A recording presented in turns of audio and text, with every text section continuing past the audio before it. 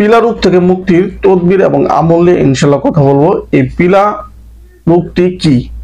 আসলে আমাদের পেটের বাম পাশে স্প্লিন রয়েছে, যখন বড় হয়ে যায় তখন এটাকে পিলা রোগ বলা হয়, আর মেডিকেলের ভাষায় বলা হয় স্প্লেনোমেগালি। এটি হলে যেটা হবে, আপনার পেটের বাম পাশে ফুলে যাবে এবং তীব্র পেটে ব্যথা হবে।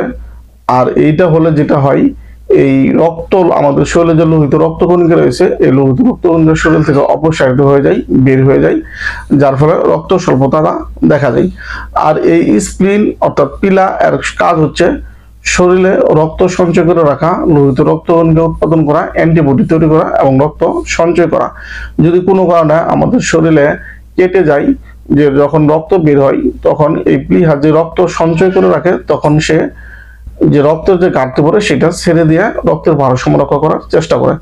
যদিও এই রোগটি হলে অপারেশন করে এই স্প্লিন অর্থাৎ প্লিহা কেটে ফেলে দিলেও মানুষের শরীরে তেমন কোনো সমস্যা হয় না। তবুও আমাদের শরীরের ভারসাম্য এবং রোগ প্রতিরোধ ক্ষমতা রক্ষার জন্য এটি অত্যন্ত প্রয়োজন। আজকে ইনশাল্লাহ অত্যন্ত একটি পরীক্ষিত তদবির দিব এই পিলা রোগ নিবারণের জন্য। আর এই তদবিরটি নেওয়া হচ্ছে অতি প্রাচীন একটি তাবিজাত দর্পণ কিতাব থেকে।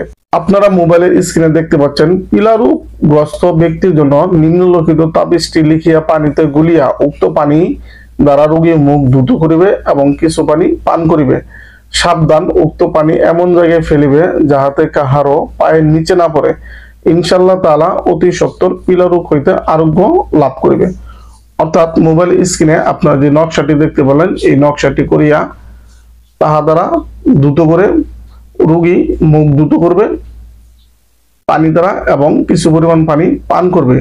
ইনশাল্লাহ এইভাবে যদি সে 7 দিন বা 10 দিন আমল করে, আল্লাহ রাব্বুল আলামিন অতি শীঘ্রই তাকে এই পিলা রোগ থেকে ইনশাল্লাহ মুক্তি দান করবেন। ইহা অত্যন্ত পরীক্ষিত।